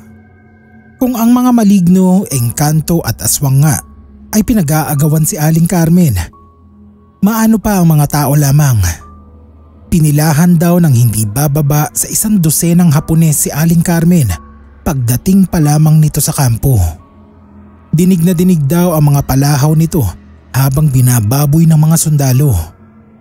Katagalan ay hindi na umimik ang albularya kaya inakala ng mga kasamahan nito na pinatay na ito ng mga Hapones. Tanghalian po di umano nang simulan nitong pagsamantalahan. Ngunit tumitilaok na ang manok at papasikat na ang araw sa silangan nang ito ay tigilan. Ang ina ni Aling Carmen ay ilang beses daw na nawala ng malay dahil sa labis na paghihinagpis. Panay-panay rin daw ang tawag nito sa ama ng albularya at kay Anton. Nananawagan na saklolohan ang kanyang anak pero walang dumating. Nang matapos ang pambababoy kay Aling Carmen ay halos hindi na raw ito makilala. Napakabaho, napakadumi at tadtad ng pasa sa buong katawan. Hindi ito makabangon at hindi rin makausap. Nang muling panumbalikan ng lakas ay halos matalop ika ang balat sa pagkuskus sa katawan. Nagbago raw si Aling Carmen matapos ang pangyayaring yun. Sino ba naman ang hindi? Sa isang iglap ay naitapon siya sa isang sitwasyon na kahit ang mga engkanto at aswang na may kakayahan at lakas na gawin sa kanya ang kahayupang yun ay hindi nagtangka. Lalo na si Anton. Kasungit daw ni Aling Carmen kapag ito ay kinakausap ng mga babaeng kapwa bihag upang humingi ng saklolo ay nakasinghal daw agad. Sarili ika niya ay hindi matulungan. Maano pa ang ibang tao? Ginawang parausan ng mga Hapones ang mag-ina. Kusa na raw inaalok ng Aling Sita ang sarili nito, huwag lamang daw magalaw ang albularyang anak. Ilang araw na nagtiis ang mag-ina sa ganoong kalagayan hanggang sa isang gabi ay bigla na lamang nagsigawan ang mga Hapones na sundalo. Sa kwento ng mga nakasaksi ay may mga nilalang daw na nagsipagdatingan at sa unang tingin ay mukhang tao ang mga ito. Pero sa malapitan ay makikitang hindi karaniwan ang itsura ng mukha ng mga ito. Mga aswang daw ang mga yun na walang awang kumatay sa mga Hapones. Namaril ang mga sundalong Hapones at ang iba ay nagsipagtakbuhan. Pero ang mga tumakbo ay dinamba ng mga maiitim na tao na kapag nakalundag na sa ere ay biglang nag-iitsurang mabalasik na aso. Sinasagpang kaagad sa liig ang mga madambahan at kinakaykay ang tiyan. Nakakatakot daw panoorin dahil mas brutal pa sa ginagawa ng mga kalabang sundalo sa mga Pilipinong napapagdiskitahan ng mga ito ang parusang ginagawad sa mga Hapones. Gayunpaman ay hindi maalis ng mga saksi ang kanilang paningin sa magkabaliktad sikmurang tanawin dahil mas nangingibabaw ang galit nila sa mga Hapones na nanyurak sa kanilang pagkababae. Ang takot sa aswang ay pinangibabawan ng tuwa sa kanilang nasaksihan. Lalo na raw yung mga kababaihan na binaboy ng mga sundalong kinakatay ng aswang. Para daw ba silang nanunood ng napakagandang palabas. Pakiramdam daw nila ay kulang pang ganti ang panglalapa ng mga aswang sa mga ito. Ang tuwa na nararamdaman ng mga biktima ay muling napangibabawan ng takot nang warakin ng mga aswang ang silid kung saan sila nakakulong. Nanlaban ng mga Hapones na bantay. Pinagbabaril ang mga aswang na sumalakay pero nagsipagtakbuhan din naman daw ng isa sa mga ito ang pagtulungang katayin ng 3 aswang. Tinatabla naman daw ng bala ang mga ito. Iniinda ang mga tama pero nakakabangon pa rin at nakakalaban pagkatapos dilaan ng sugat. Nagsigawan at nagsiksikan sa dulo ang mga babaeng bihag nang pasukin ng mga aswang ang silid na nagsilbi nilang kulungan. Umiiyak daw sila na nagmamakaawa sa mga aswang na huwag silang sasaktan habang pinagtutulakan si Aling Carmen na gumawa ng paraan para pigilan ng mga ito o labanan.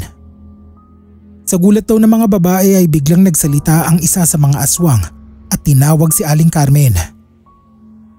Natahimik ang mga babae at ang isip ay baka kukunin ng mga aswang ang albularya para ito ay bihagin at gantihan sa mga panahon na ginagamot nito ang mga biktima ng pangaaswang.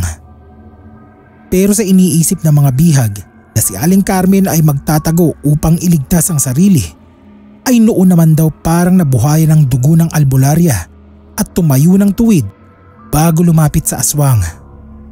Bigla raw itong nag-iiyak pagkatapos ay hinila ito ng aswang palabas sa silid.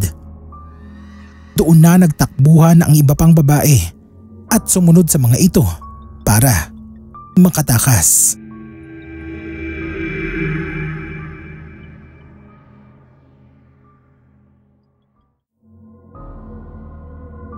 Mabilis daw na nawalan sa karimlan sila Aling Carmen at ang aswang na kumuha rito. Hindi na rin daw nakita ang ina nito. Ang mga sundalong Hapones daw ay nawala na lang din bigla. Natigil ang putukan at ang maririnig na lamang ay ang mga iyakan ng mga natatakot na babae at mga palahaw ng mga sundalong nilalapa at ibang mga wala namang pinsala ngunit para bagang nawala na sa katinuan. Kaya sigaw ng sigaw habang nakasiksik sa sulok o nakadapa sa lupa. Sinamantala na raw yun ng ibang kababaihan para makatakas. Nakakaduwal daw ang senaryo na kanilang dinaanan dahil sa mga gutay-gutay na katawan ng mga Hapones. Ang iba ay buhay pa pero may nakatabi na aswang habang kinakain ng mga iyon ang atay ng sindak na Hapones. Nakatakbo ang mga bihag nang hindi sila pinapansin ng mga aswang at para bang ang puntirya lang talagang katayin ng mga iyon ay ang mga Hapones. Marami mang nakatakas na kababaihan at iba pang bihag ay may iba pa ring naiwan pa dahil sa ibang silid na kakulong ang mga iyon. Usap-usapan sa aming lugar ang insidenteng yun ng sumunod na araw. May dumating na truck ng mga sundalong Hapones sa amin at naghalughog sa mga bahay. Pati bahay namin ay hindi pinaligtas. Takot na takot kami noon at ako ay nakasubsob lamang sa inay dahil sa labis na sindak.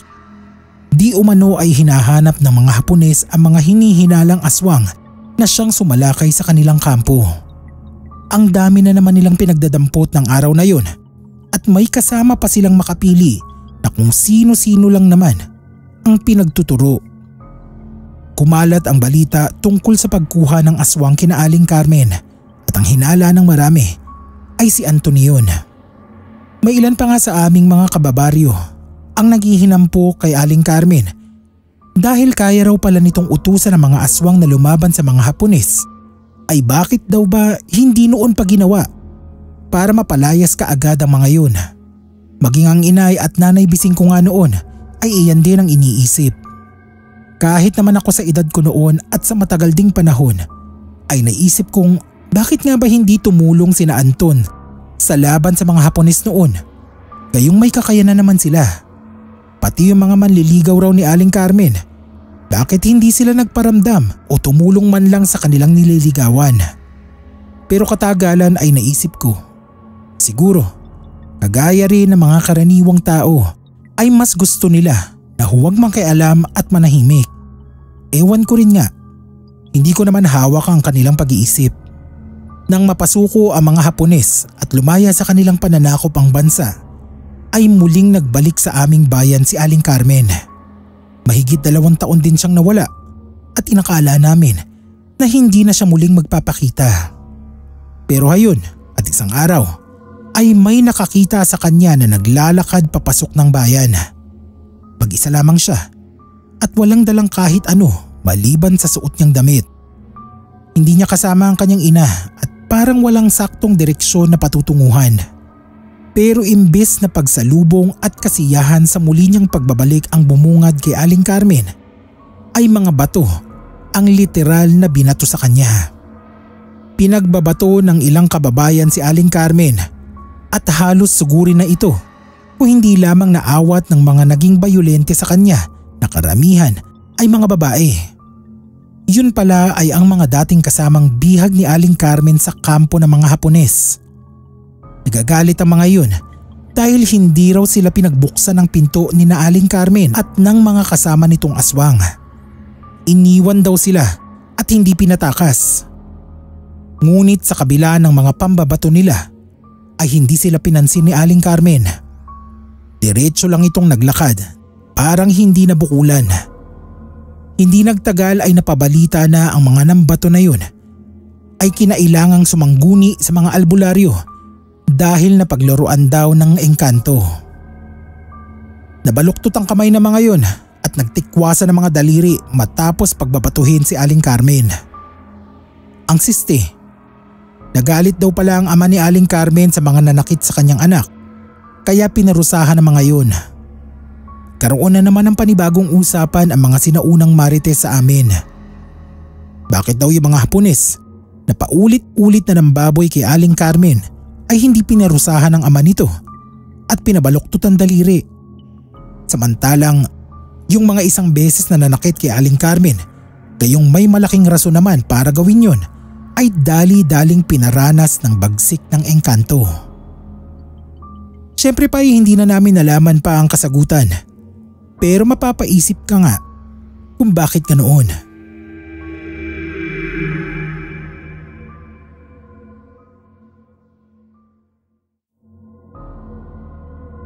Naririnig ko ngayon sa mga kabataan ng mga salitang dati raw na matalino ang isang palaboy na may kakulangan sa pag-iisip. Siguro kung sa kasalukuyan na buhay si Aling Carmen ay ganoon din ang pag-iisip ng mga tao. Pero iba, sadya ang kaso niya. High school na ako noon ay pagala-gala pa rin siya sa amin. Naging panakot na nga siya sa mga bata dahil lakad lang siya ng lakad sa araw-araw na ginawa ng Diyos. Sasabihin ng mga magulang, bibigay ang anak nilang makulit kay Carmen Bangao. Nabansagan na nga siyang Bangao dahil sa pagkawala sa sarili. Nakakaawa kung tutuusin, lalo pat alam ko na mabuti siyang tao noong nasa katinuan pa. Siguro bumigay na ang katinuan niya, mula nang siya ay maabuso. Kahit kaya niyang makipagharapan sa mga mangkukulam, mambabarang, aswang, maligno at iba pa, ay hindi niya kinaya ang kahayupan ng mga totoong halimaw. Marami naman ang nagtatangkang tumulong kay Aling Carmen noon. May mga nagpapaabot ng pagkain. Mayroong nag-aanyaya sa kanya na tumuloy muna sa bahay ng mga ito para makapagpahinga at makapaligo. Pero lahat yun ay inaayawan niya. Tumatakbo siya palayo kapag inakala niyang palapit ka sa kanya ng husto. Ang bilis niyang tumakbo. Parang kabayo na nag-iiwan pa talaga ng makapal na alikabok sa madadaanan. Araw-araw namin siyang nakikita na palaboy-laboy, pero walang nakakita sa kanya na kumain o uminom. Pinagtataka namin kung paano siya nabubuhay, gayong wala namang nag-aalaga sa kanya. Pinatay ng mga Hapones ang kanyang lola at ang Aling Sita naman ay hindi niya kasamang nagbalik. Misteryo ngang malaki kung saan sila namalagi o nagpunta pagkatapos silang kuhanin ng mga aswang na hinihinalang si Anton. Maging si Anton nga ay hindi na namin alam kung binibisita pa siya.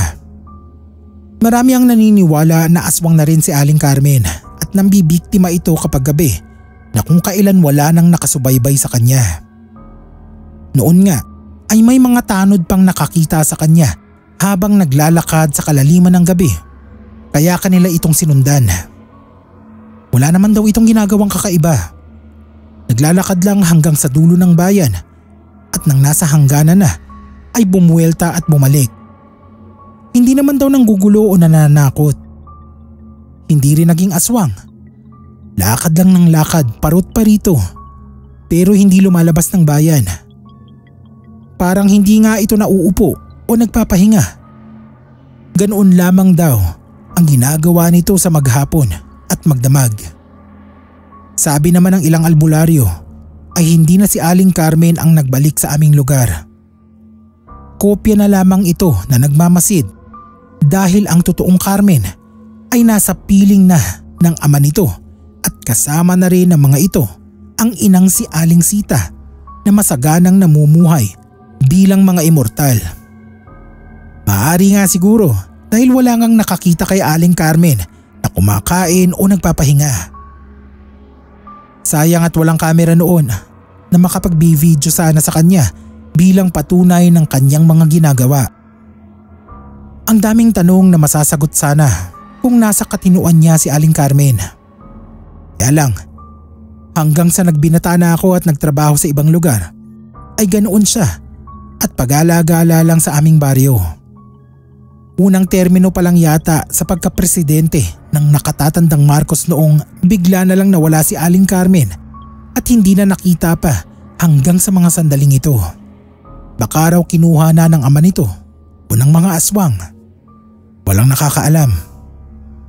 Bat-bat ng hiwaga ang kanyang buhay hanggang sa kanyang pagkawala.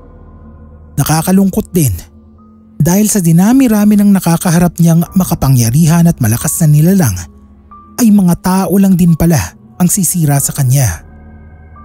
Yan ang kasaysayan ni Aling Carmen na paboritong ipakwento ng aking mga apo at apo sa tuhod. Sana ay naibigan niyo ang aking binahagi. Maraming salamat sa pagbabasa at pakikinig. Gumagalang, Lolo Gavionilo at aking apo na si 3D.